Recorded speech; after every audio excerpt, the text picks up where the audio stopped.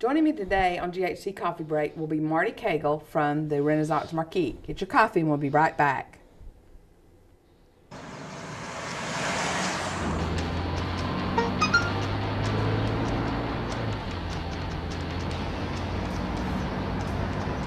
The average text takes your eyes off the road for nearly 5 seconds.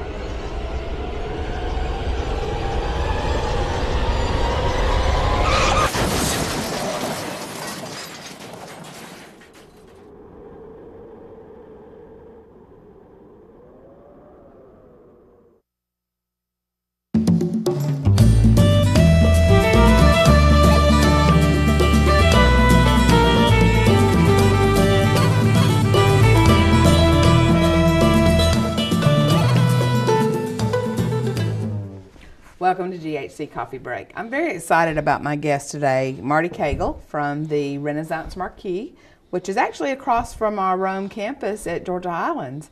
And I've been on a couple of tours over there. May is the Older American Awareness Month, and I found out in 1963, JFK announced that we need to be pay more attention to our older adults and the richness and the information they have for us.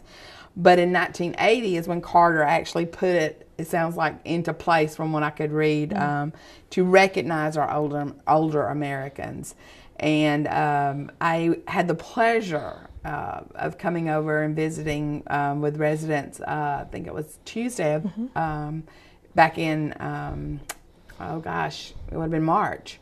So it's really neat that I got to go over there and talk. When I was growing up, I worked in nursing homes. Now I know that the Renaissance is an assisted living facility as opposed to a nursing home, but I've always loved the stories that the older people have to tell, our elders. And so just tell us, Marty, a little bit about the Renaissance, about the population that you serve. I know you're an activities director, the funnest job on campus, I'm sure. Well, yeah, we do have a lot of fun out there. Well, we serve, we have independent residents that still drive, go, do their own thing. We have personal care, assisted living, and then we also have a separate memory care unit that's called the Harbor. And we service, all levels, and we have, goodness gracious, the residents, the first week I was there, I fell in love with them. They have had such amazing lives. We have we have many residents that were veterans or their husbands were, veterans. We have one resident who was a POW. He was a fighter pilot, still one of the spryest 93-year-olds. I may be wrong on the age, but he and his wife go and come all over the place. But we have several that worked at the USO. We have one of our residents, she was a nurse in the Army. It's just amazing, some of the things they've done. And I'll have different activities a lot of times just so that we can learn about some of the things that that some of the other ones have done, and it's just fascinating. You feel like, what have I done, when you hear some of the things they've done and lived through. What they've seen in the scope of their lives is just a fascinating experience to witness and to be part of. And when you said the 90-ish-year-old person, think about what has happened in the last 90 years. Wow, amazing things that they've been able to experience. And for me, when I saw that this was May Awareness Month, it really meant a lot, because I thought about growing up. We were always taught. I'm from a very strict generation, or at least my parents were, to respect your elders. That your elders had a lot to teach you, and that we should listen to them, because if we would listen, the knowledge from their experiences that we could gain. I've worked in recent years with a Native American culture, and the Native American culture, the Navajo, the Cherokee, the couple of groups I've worked with. And the elders are very much elevated in their society. And what I've seen, unfortunately, in broader American culture is the lack of appreciation for our elder population. I mean, I admit I'm 55, not old yet. I hope when I'm 65 I can say the same thing. But I know older people, one of Jeff's, my husband's uncles and aunts, they're in their 70s, they still rollerblade. Okay, I'm 55 and I can't rollerblade, you know. So age is really relative when you think about how active. I know 20-year-olds that can't walk a mile, and just the other day on ABC News, or one of the newses, they talked about the 75-year-old man who by 2 seconds beat the previous world record of the same age, the 200 meter. And I'm watching him run around the track, and I'm going, he runs better than I do. So, you know, it is the positive things. A gymnast, I think it was on, actually made a YouTube sensation, and I think maybe Good Morning America may have shown her, but she was 83 years old. She was a gymnast growing up, had to stop when she got married and had kids. But here she is, 82 years old or 83, and she's flipping on the uneven bars. That. I'm like, ah. So to me, that to have the opportunity to talk about the contribution, the things that older people are doing and have done, but even more than that, what they've learned through their experience. I think about the Depression, and we tend to call people hoarders, but if you think about the generation, if they came from that Depression era, it's not that they're hoarders. They had to hang on to stuff. Absolutely. Because they didn't know something would happen, they needed it. So, you know, we've made this horrible term, and yes, I know that there are, whether they're older or young, that will keep everything to the point of it not being in a healthy environment. But I think we have to meet that person where they are and why they're in that place, and especially with the Depression era. Mm-hmm. Well, so many of the residents, I mean, you know, they're frugal and they're thrifty, but I mean, like you said, look what they've lived through, and you know, the people in our generation now, I don't think will have the resources to be in a retirement home per se for long. You know, most people will stay at home as long as possible, and it's just fascinating to see. You know, some of the things we'll have little sessions and little activities where, you know, I want to do like a little memory lane thing. Tell us about things that you did, and sometimes you get so tickled because some of the things, and you're thinking, oh my gosh, you know, how did y'all do that? And you know, here they've lived through so many changes, and I mean, you know, and they love, I mean, we'll have, you know, children's choirs come out and children's groups and teenagers, and, you know, they love young people. I mean, they do. And it is sad when you see, especially I think more in teenagers now, that don't have the respect for seniors. But we have people all the time that will just call me and say, you know, I'm wanting to bring a group out, you know, either Girl Scouts or, you know, I've got the Rome Young Marines are wanting to come out to volunteer. Oh, cool. And, I mean, a lot of them wanted to sit and talk to the veterans to hear some of their stories. And because we'll have a big Veterans Day program, and it's just the pride they have in our country. And they see, you know, I'm sure they feel in some ways so sad because it seems like it's so much less now than what they grew up with. But you know, they're a lot of fun. They will say things and do things that will surprise you all the time.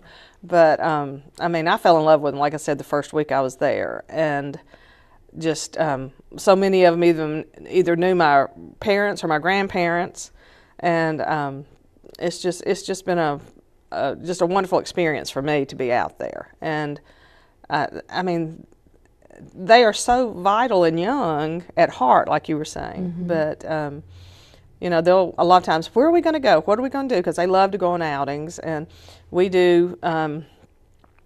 Like we'll do ladies and men's luncheons, you know, every month, but we also do mixed outings, and I'll do mystery trips.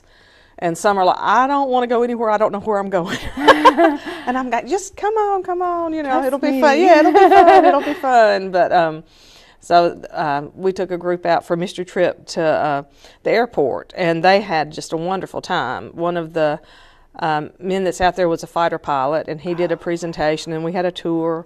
And just, you know, having several residents who were, you know, pilots were on that trip. And so they just were just, you know, they want to go back.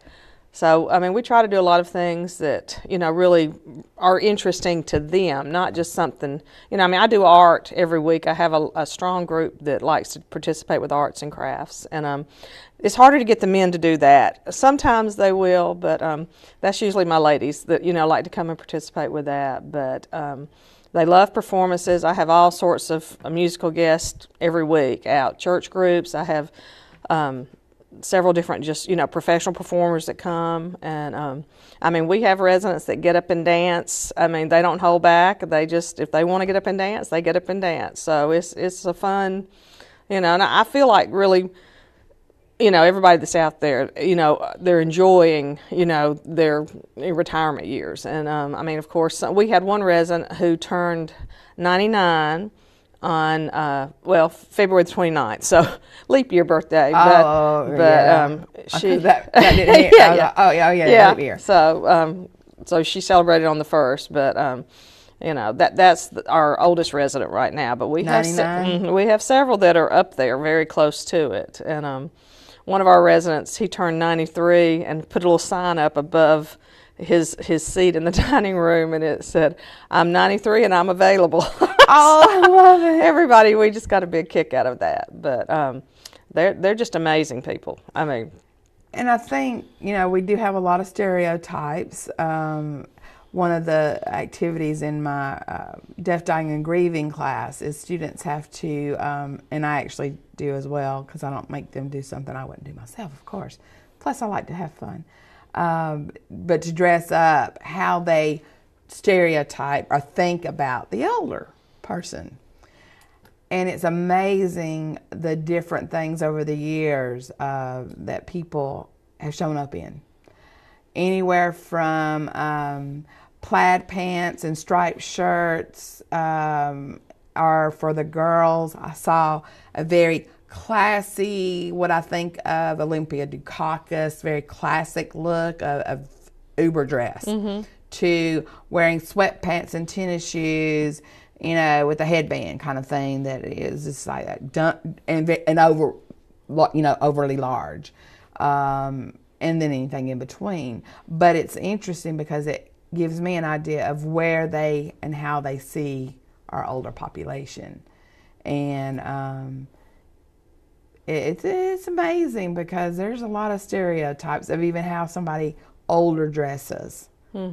And what they think older people can or cannot do, what they remember and what they don't. I know you said you have the Harbor, the Alzheimer's unit, and I did not get a chance to visit it yet. I still need to get over there and see it, but I've had interns over there, and they love it. Yes, they do. They tend to really are amazed at the setup of the Harbor, so that the older people who are experiencing Alzheimer's or dementia, that it helps them be in a comfortable, good place. Well, and everything's kind of retro designed and a very calming, the color palette. It's one of the first and few in the state that's designed this way. And it's relatively new. I think it's only been, it was open about 3 years now. But it's beautiful. Our whole facility is beautiful. You walk in and you feel like you're in a very fancy hotel. But I know, I want to walk down the steps, you know, and pretend like I'm getting married to the Oscar. Oh, no, and we have had photographers who call and want to come and bring people out there just for a photographic session. And you know, we've let people do that occasionally, but one of my residents, Betty McCubbin, she won Miss Senior Coosa Valley Fair this year. Oh, that's so cool. And I mean, her husband is the POW I was telling you about, and I mean, they are very spry and active, and and you know, she has written poetry and won awards and prizes for poetry. Wow. And that was her talent, was, you know, doing some of her poetry at the Coosa Valley Fair pageant. So. That's neat. Unfortunately, we have to take a break, Okay. but we'll be back. Okay. Go get your coffee. We'll be right back with GHC Coffee Break.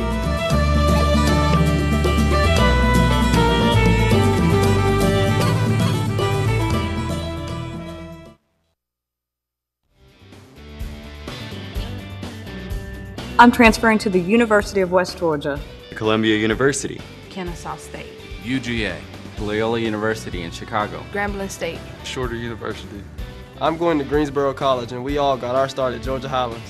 No matter where your educational journey takes you, you can get your start at Georgia Highlands College. Georgia Highlands College. Enroll, engage, excel.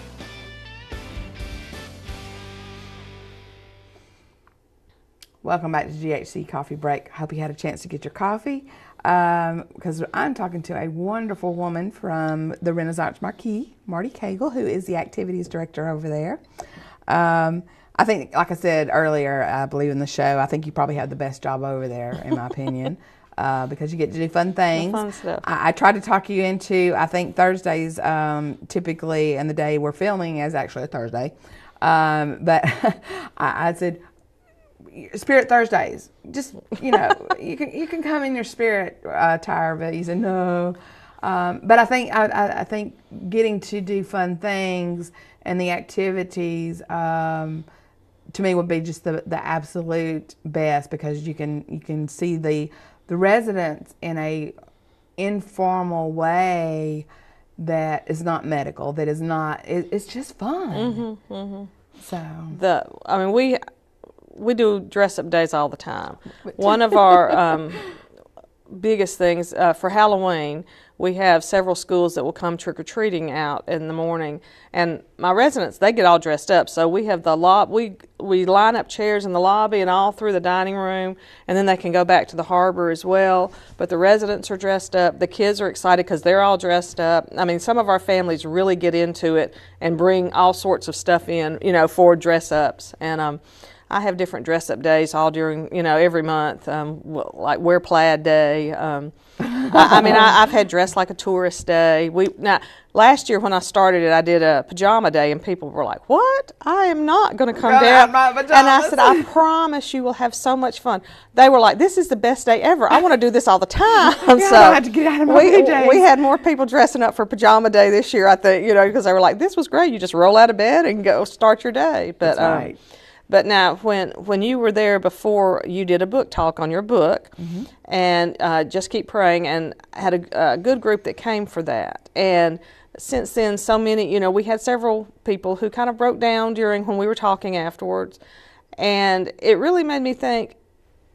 And several had even told me, they said, well, you know, you don't want to bother your children with these things. So they're worried about you. They do. So, you know, that's why I was talking to you about possibly doing a bereavement, you know, group or something out there, just because some of the residents have possibly kept stuff in for a while, just like, you know, one of the ladies out there. And I really think it's because she felt like, well, I don't want to burden my family. But having a group of friends that she can talk to, the supportive, who so many are in the same situation. So I just want to thank you for that, because I really think that opened up something and will really help some of the residents out there. Yeah, that was, I had such a good time out there. I got to talk to people before, and a little bit of their stories, Mm-hmm. which to me, we all have our stories, and life is a journey. And I think that we may all have the same destination. You and I are going to go back towards Renaissance and Georgia Highlands when we leave here today. And you may go a different way. Your journey may be a little bit different than my journey. We'll get to the same spot or close to it.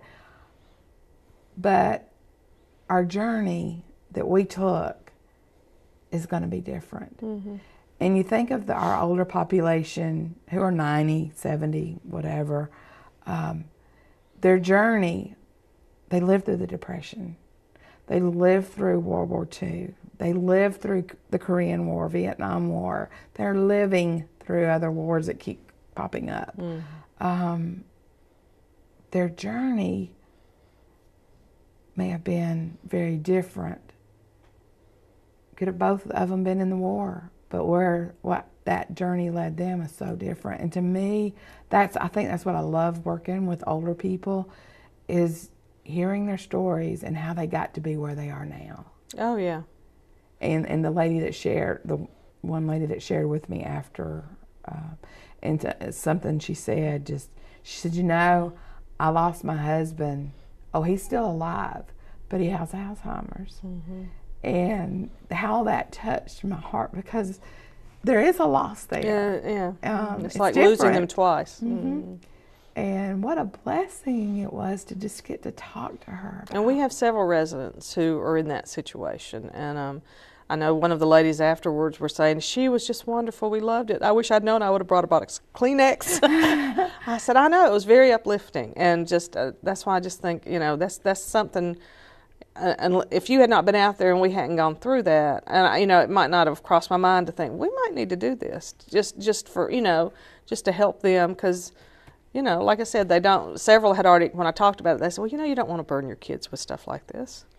So I mean, I think, you know, having friends at any age is wonderful, but even through your senior years, it's very important. And we have some that have been friends out there for a very long time, you know, and love to be sure, you know, if we're going on a, you know, outing or something, well, is so-and-so going, you know, they want to, you know, make sure, did you check with her? And we're, you know, we're like, yeah, they're going to, and everything. But and in some ways, I've always felt like when I started working out there, my parents have both passed away, and I kind of thought, well, maybe I feel like I'm honoring them in a way. Paying it forward. But I said it's so funny because so many people were like, oh, I knew your grandparents, I knew your mother, I knew your daddy, and I'm like, well, that's good. Okay, so but we have people from all over. I mean, if their family may have moved, you know, close to Rome. And we have a lady who's from Pennsylvania, but because her family, you know, lives near Rome, like Marietta, and they chose Renaissance. And we have a brand new executive director, and he's moving here from Chattanooga, he and his family. But it's just, you know, it's a wonderful, I hate to say facility, because, I mean, it's home to them. And that's exactly right. You know, we have all different sizes of apartments, and just people, you know, just kind of, you know, really quickly feel very at home and comfortable. And every now and then I'll have someone who's just a little, you know, nervous about being there, and I said, well, just give me a couple of weeks, you know. And then they're like, I love it. Yeah, so, but they feel home. They do. And Rome is such a good community. We do so many different things. We've gone to some of the basketball games at the college. Awesome. And they did the veterans. You know, our chargers our men chargers are charging forward. Yeah, and well, some of the girls from the basketball team are wanting to volunteer with the residents, so they're going to be doing that. And we go to a lot of the different things like that Dr. Baltzer does, the Northwest Georgia Winds. And have a group that love to go to performances. And Rome Little Theater, we participate with that. But, I mean, you know, we get out and go, and, you know, we're not just sitting around, you know, twiddling our thumbs out there. We're always busy. But and I think that's good. I've seen, unfortunately, and I'm thinking of my my husband's grandmother. She retired. She was a dietitian. And when she retired, I saw her go downhill. It was like she didn't have, the kids were gone. And it's not that the family didn't still keep in contact with her, but you could tell that there was just that. So I saw a mental decline, then I saw a physical decline, and then she, to me, ultimately died at a younger age than maybe she would have if she would have been in a situation like a Renaissance, where that they're busy, they're active, they're doing things. We hear a lot of times when someone retires, they're either very busy, and they're the ones that seem to be kind of the healthier, mentally, physically healthier, or they find themselves with nothing to do, and you see the mental and the physical decline. Well, I do a monthly newsletter, and we have a full calendar in it, and I mean, it's it's like a cruise ship. I mean, you can look, there's so many activities going on, but, I don't expect everybody to do everything, so they can kind of pick and choose. And we also mail it out, to family members, so they know what's going on as well. Mm-hmm. And a lot of times, we'll have family members that will, call me or say, well, I want to go on this outing, to go with mom or whatever. And it just kind of keeps them informed and in the loop on what's going on, with their parents. And so that's, very helpful, I think, as far as that goes, just to kind of keep everybody informed on what's going on.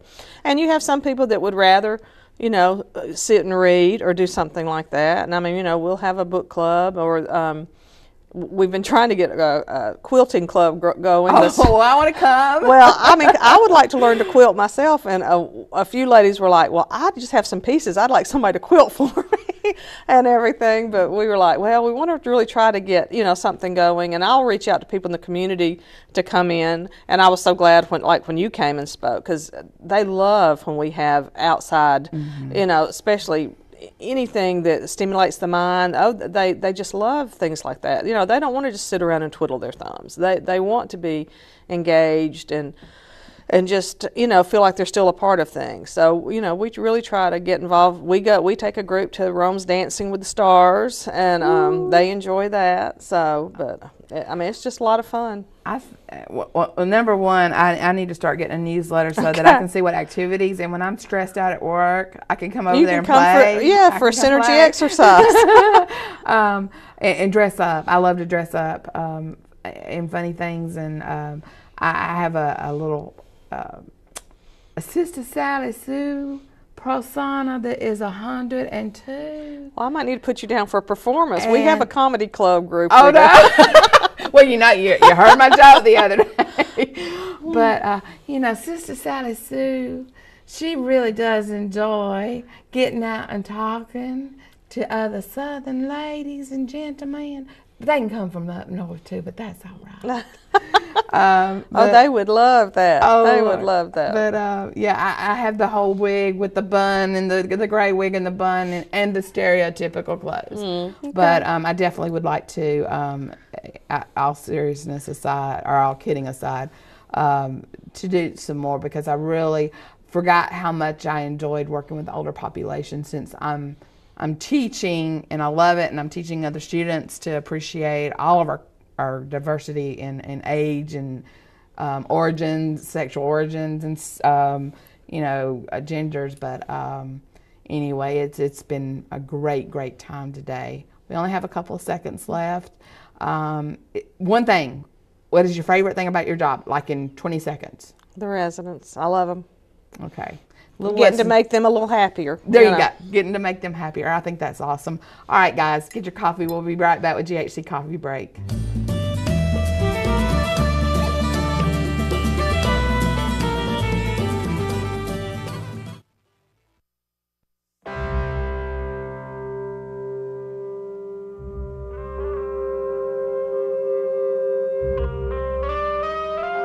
$7,000 high school students drop out every school day. That's a line of desks more than 4 miles long. We can keep students in school. Visit boostup.org and take the first step. Welcome back to GHC Coffee Break. We only have a few seconds left, Marty, but again, I want to express how much I enjoyed talking about older Americans. I'm getting to be older every day, which is good. I hope that I have some of the energy and synergy that I saw at the Renaissance. I think it was a wonderful place to visit.